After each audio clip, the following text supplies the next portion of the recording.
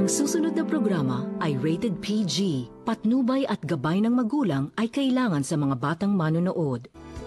Mahal na mahal ni Giselle si Calvin. May mga bagay sa nakaraan na hindi basta-basta pwedeng talikuran. Kailangan harapin natin to. Si Daddy nasa ospital. Nabaril siya. Sinong bumaril? Si Carl. Kumakasaw siya. Ano na nga palang plano mo ngayon? Kailangan ko mahanap yung taong dumukot sa akin. Siya lang pwede magpatunay na si Giorgio may pakana ng lahat ng ito. Pero naglabas ho ng warrant of arrest sa mga pulis. Hinahanap ko siya ngayon. You don't know how bad my dad is. Ganun ba talaga kalaki yung galit mo sa daddy mo? Stefano, kahit baligtarin natin ang mundo, siya pa rin ang tatay mo. Dali, ikaw muna ang masikaso sa mga pinapatrabaho kay Hernandez. Nabiglado siya. Mahirap yung babanggain mo. Alam ko mahirap, pero wala akong magagawa. Ikaw, kung pinupormahan mo ang anak ko, tumigil ka na. Hindi ba siya mo na si Adriana? Hindi ko na pang girlfriend si Adriana. Lahat ginawa niya para sa inyo. Wala ba kayong puso? Si Adriana at si Carl ang inaalala ko. Ewan ko ba naman dyan sa anak mo? Parang nananadya. Sino naman pinoproblema mo? Si Carl na naman. Gusto ko lang naman malaman kung bakit niya binalo si Giorgio. Si Carl hindi sumasagot. Habang tumatagal ang pagtatago niya, mas bumibigat ang kaso niya. Sino lang ba ang pwede nilang pag-awayan? Walang iba kundi si Natalia lang. May problema ka ba? Kung ano man yun, sabihin mo sa akin, ipagtapat mo. Mahal ko pa rin po si Calvin. Si Calvin, lustig ko ba ito? Si Calvin nga to. Ibabalita ko lang po na may lead na kami sa pinagtataguan ni Carl Marciano. Maraming salamat.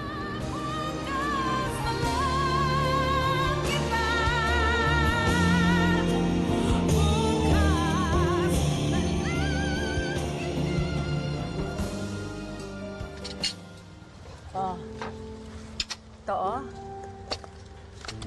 Oh? Ano, you don't like the food? Mga paborito mo yung mga pinaluto ko, oh. Wala akong gana eh. Oh, come on, Manolo. Sayang naman ang mga ito, oh. Ang dami, oh. Oh, eh di kainin mo. Kaysa sa nagtatantrum ka dyan, bakit hindi ka pumunta sa pamilya mo? Nasa ospital si Claudia, now is the best time na magpakita ka. Masama na yung lagay ng mahal mong asawa, kaya hindi ka na may pagtatabuyan.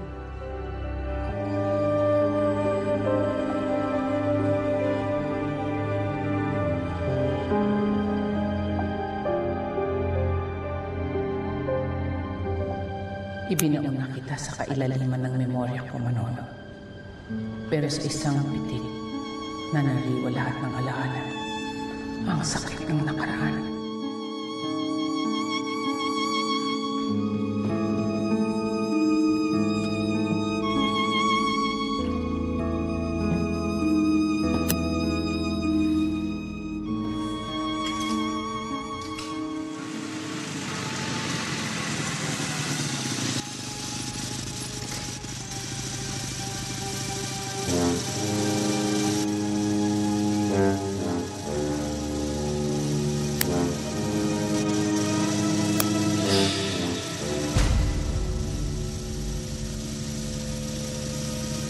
Pare. Hello, Hernandez. Oh, anong balita? Kamusta si boss? Okay na si boss. Papagaling na lang. May inuuto siya kaya napatawag ako sa'yo. Don't give me that face. Kahit ilang beses kang itakwil ng asawa at anak mo, kahit ilang libong beses kang nilang itakwil, hindi nila mapuputol ang tali na nag-uugnay sa inyo.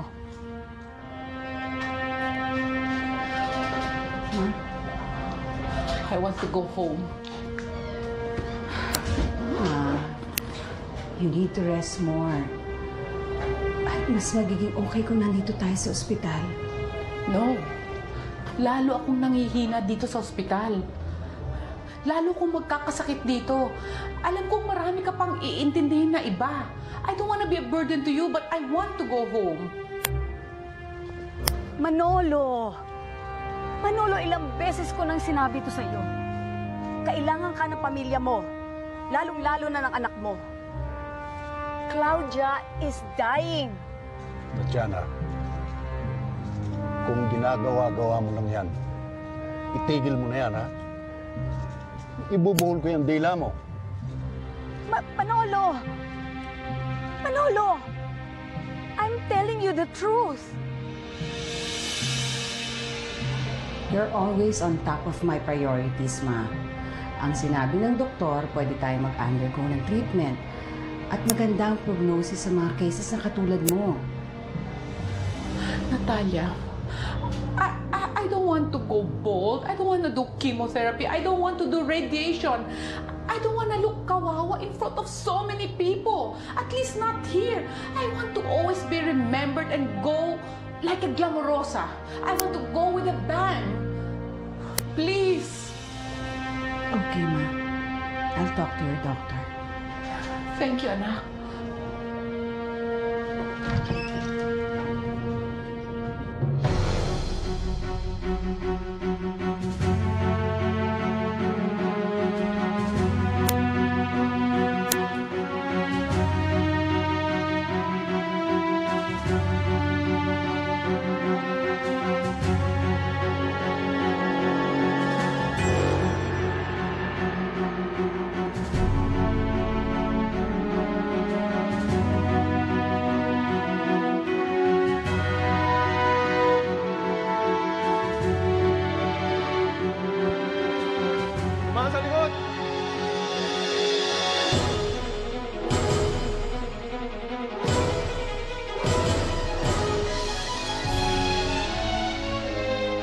Takpan mo lahat ng butas sa pwede makasira sa negosyo natin. Suhulan mo mga dapat suhulan. Sabi ni boss, magpalamig na lang muna tayo para sigurado tayo. Mahirap na. Baka ikanta tayo ni Carl. Sa oras na matikdo siya ng pulis, lagot tayo. Areglado. Ako nang bahala. Oh! Saka lang!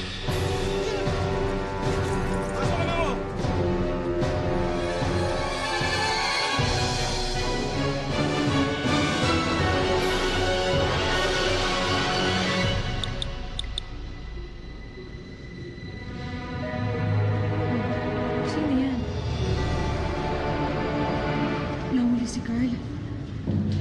Diyos ko. Christy, kakausapin ko lang ang doktor ni Mama. Pagkatapos, pwede ba ikaw na mag-asikaso ng mga kailangan para sa paglabas ni Mama? Sige, huwag ka na mag-alala. Ako na muna dito.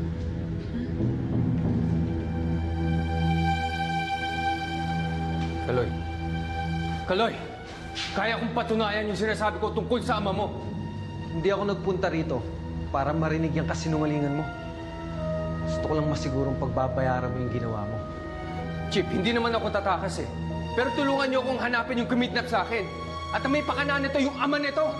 Hanapin niyo si Andres Juliano kung hindi kayo naniniwala sa akin. Dahil yun ang nakakalam lahat ng iligal ang ginagawa ng ama nito. Sige, tama na! Ikaw na bahala kay Natalia, Kaloy. Sige na!